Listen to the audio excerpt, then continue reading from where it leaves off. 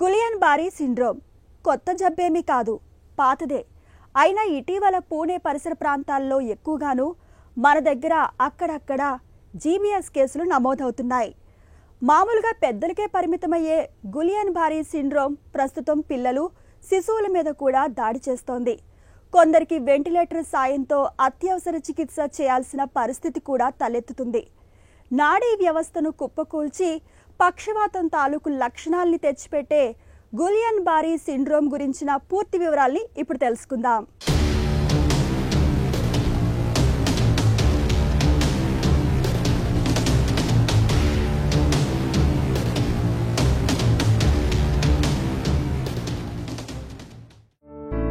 Guillain బారీ syndrome ఇదో auto immune disorder. సాధారణంగా ఏవైనా బ్యాక్టీరియా, వైరల్ ఇన్ఫెక్షన్లు తలెత్తినప్పుడు మన రోగ నిరోధక వ్యవస్థ ఉత్తేజితమై వాటిని ఎదుర్కోవడానికి యాంటీబాడీలను ఉత్పత్తి చేస్తుంది.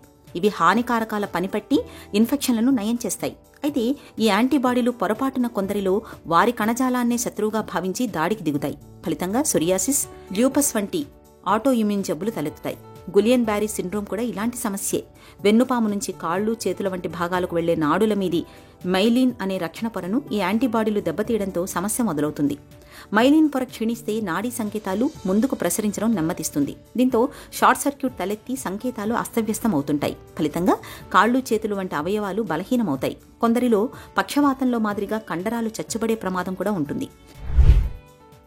నిజానికి గిలియన్ బారీ సిండ్రోమ్ ప్రపంచంలో అన్ని దేశాల్లో కూడా వస్తుంది. దాని లక్షణాలు ఏమిటి? ఇది ఒక auto immune disease. Auto immune disease అంటే శరీరంలో ఉండేటువంటి రోగ నిరోధక వ్యవస్థ, పోలీస్ మాదిరి ఉండే ప్రొటెక్షన్ చేసేటువంటి వ్యవస్థ ఏదో కారణాంతరం వల్ల అక్కడ ఉండే శరీరంలో ఉండే కొన్ని అవయవాలని, భాగాలని గిలియన్ బారీ సిండ్రోమ్లో పెరిఫరల్ నర్వ్స్ అంటారు. అంటే వెన్నుపూస నుంచి బయటకు వచ్చే నరాలని ఇబ్బంది పెట్టి డ్యామేజ్ చేస్తుందట. ఇది ఎట్లా జరుగుతుంది?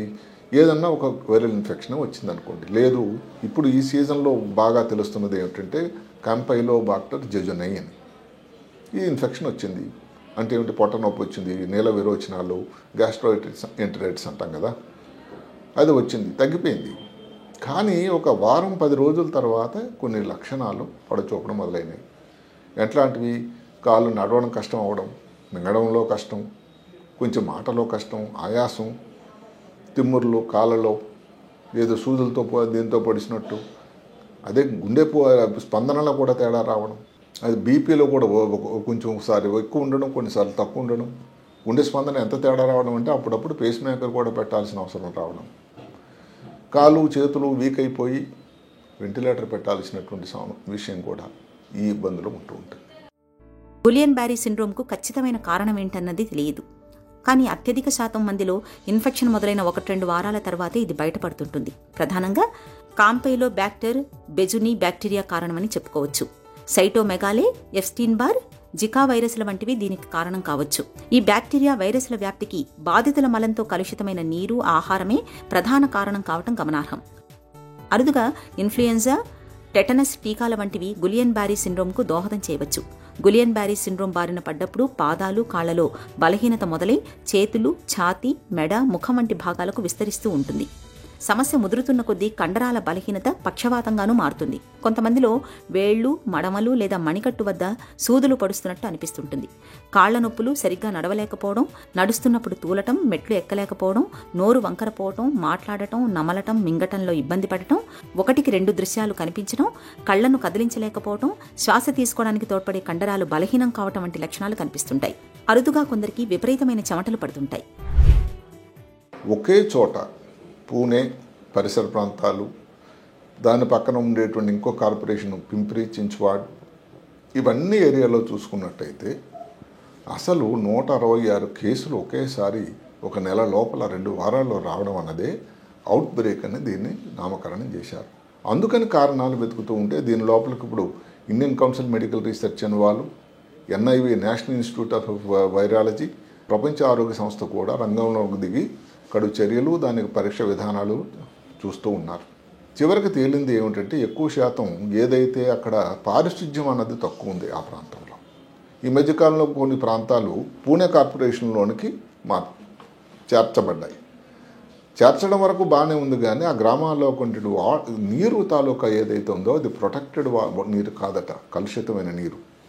ఇంకా అక్కడ ఉండేటువంటి బోర్వెల్స్ నుంచో లేకపోతే సరిగ్గా ప్రొటెక్ట్ చేయనటువంటి వాటర్ను ట్యాంకర్లో, ప్రైవేట్ ట్యాంకర్లో ఆ వాటర్ సప్లై జరుగుతూ ఉంది.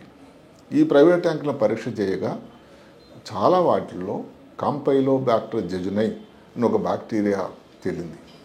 దాని వలన వచ్చినటువంటి వ్యాధి అని. దీనికి పరీక్షల విధానం అనుకున్నట్టయితే ముందు నుంచి వాడుతున్నటువంటి ఏదైతే నడుము నుంచి సిఎస్ఎఫ్ తీసి టెస్ట్కి పంపించి దానిలో ప్రోటీన్ ఎలా ఉంది, కణాల సంఖ్య ఎలా ఉంది చెప్పే పరీక్ష ఒకటి.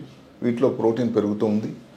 రెండో పరీక్ష అన్నది ఏమిటంటే నెరో కండక్షన్ స్టడీస్ అని. అంటే నరాలపైన ఉండేటువంటి ఒక రక్షణ పొర లాంటిది మైలిన్ అంటాం. ఆ మైలిన్ అన్నది డ్యామేజ్ అవుతుంది. దానికి సంబంధించినటువంటి పరీక్ష. ఈ మధ్యకాలంలో కొంచెం కాస్ట్లీ పరీక్ష ఒకటి వచ్చింది, యాంటీ గ్లైకోసైడ్ యాంటీబాడీస్ అని. ఇంకా 100% నిర్ధారణ అవుతుంది కూడా పరిశోధకులు చెప్తూ ఉన్నారు. గులియన్ బ్యారీ సిండ్రోమ్ను డాక్టర్లు చాలా వరకు ఆయా లక్షణాలను బట్టి అంచనా వేస్తుంటారు. అవసరమైతే నెర్వ్ కండక్షన్ స్టడీ చేయడం ద్వారా జబ్బును నిర్ధారించుకుంటారు. ఈ పరీక్షలో నాడుల మీది చర్మానికి ఎలక్ట్రోడ్లను అమర్చి స్వల్పంగా షాక్ ఇచ్చి పరీక్షిస్తారు. దీంతో నాడీ సంకేతాలు ఎంత వేగంగా ప్రసరిస్తున్నాయో తెలుస్తుంది. సమస్య ఉంటే బయటపడుతుంది. అలాగే కండరాల్లోకి సన్నటి ఎలక్ట్రోడ్లను జొప్పించి నాడుల పనితీరును గుర్తించే ఎలక్ట్రోమయోగ్రఫీని కూడా చేస్తుంటారు. కొన్నిసార్లు వెన్నుపాము నుంచి ద్రవాన్ని తీసి పరీక్ష చేయాల్సి ఉంటుంది. ఇతరత్ర నాడీ సమస్యలు ఏవైనా ఉన్నాయేమో తెలుసుకోవడానికి ఎంఆర్ఐ పరీక్ష కూడా అవసరం అవుతుంటుంది. ఇక చికిత్స విషయానికి వస్తే రక్తనాళం ద్వారా ఇమ్యునోగ్లోబులిన్లు 5 రోజుల పాటు ఇవ్వడం బాగా ఉపయోగపడుతుంది. ఇవి యాంటీబాడీలను, ఇతరత్ర విషతుల్యాలను నిర్వీర్యం చేస్తాయి. అలాగే ప్లాస్మా ఫెరసిస్ పద్ధతిలో రక్తంలోని ప్లాస్మాలో తేలియాడే యాంటీబాడీలను వడపోయటం వల్ల కూడా మంచి ఫలితం ఉంటుంది. చికిత్స అనంతరం 90% మంది చాలా వరకు కోలుకుంటారు. వైద్యం గురించి ఆలోచించినట్టయితే 2 విధానాలండి. ఒకటి ఐవిఐజి, ఇంట్రావీనస్ ఇమ్యునోగ్లోబులిన్. 0.4 గ్రాములు కిలో బాడీ వెయిట్కి టోటల్ బాడీ వెయిట్ని బట్టి ఇవ్వాల్సి ఉంటుంది. దగ్గర ఒక 5 నుంచి వారం రోజులు ఇవ్వాల్సి ఉంటుంది. రేరుగా అవసరాన్ని బట్టి ఇంకొకసారి ఆ కోర్స్ కూడా రిపీట్ చేయాల్సి ఉంటుంది. ఎక్కువ మంది చెప్పడం మాత్రం కోర్స్ అంత రిపీట్ చేయాల్సిన అవసరం లేదు అని. రెండోది ప్లాస్మా ఫెరిసిస్. అంటే ఏదైతే మనం ఇంతవరకు చెప్పుకున్నామో యాంటీబాడీస్ అన్నది రక్తంలో తేలియాడుతూ వెళ్తూ ఉండడం వల్ల ఈ ప్లాస్మా ఫెరిసిస్ అనే ప్రక్రియ ద్వారా ఆ యాంటీబాడీస్ని మనం కానీ ఫిల్టర్ చేసేసామనుకోండి, దానివల్ల ఈ జబ్బు తాలూకు ఉధృతం తగ్గుతున్నది దానిలో ఉన్నటువంటి ఒక ప్రిన్సిపల్. ఇమ్యునోథెరపీ చేసినట్టయితే చాలా మంచి రిజల్ట్స్ ఉంటూ ఉంటాయి. అయితే 90 నుంచి 90% మంచి ఫలితాలు, బాగా రికవర్ అవుతారండి. ప్రమాదం వల్ల మిగిలిన 5 నుంచి 10%లోనే. అదే కాకుండా వెంటిలేటర్ మీద వెళ్తూ వచ్చేటువంటి సెకండరీ కాంప్లికేషన్స్ అంటాం. అంటే ఏమిటండి, చెస్ట్లో ఇన్ఫెక్షన్ కానీ, యూరిన్లో ఇన్ఫెక్షన్ కానీ, న్యూమోనియా కానీ ఇలాంటి రావడం వల్ల వచ్చే కాంప్లికేషన్స్ అన్నది ఎక్కువ. గిల్లెన్ బారీ సిండ్రోమ్ వల్ల రికవర్ అనేది 95% ఉంటుంది.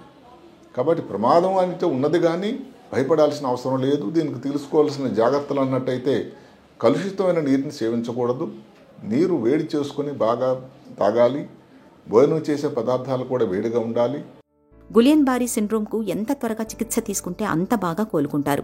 నీళ్ల విరేచనాలు, కడుపులో నొప్పి వంటి బ్యాక్టీరియా, వైరల్ ఇన్ఫెక్షన్ తలెత్తిన 1-2 వారాల తర్వాత కాళ్లలో బలహీనత వంటి లక్షణాలు కనిపిస్తే నిర్లక్ష్యం చేయకూడదు. వెంటనే డాక్టర్లను సంప్రదించాలి.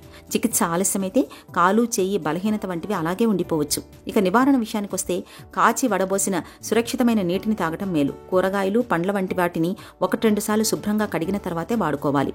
మాంసాహారాన్ని సరైన ఉష్ణోగ్రతలో పూర్తిగా ఉడికేలా వండుకోవాలి. పచ్చిగుడ్లకు దూరంగా ఉండడం మేలు. వంట వండేటప్పుడు, భోజనం చేసే ముందు, మల విసర్జన తర్వాత శుభ్రంగా చేతులు కడుక్కోవాలి. మాంస పదార్థాలను కడిగిన, కోసిన చోట్లను వేడి నీటితో శుభ్రం చేయాలి.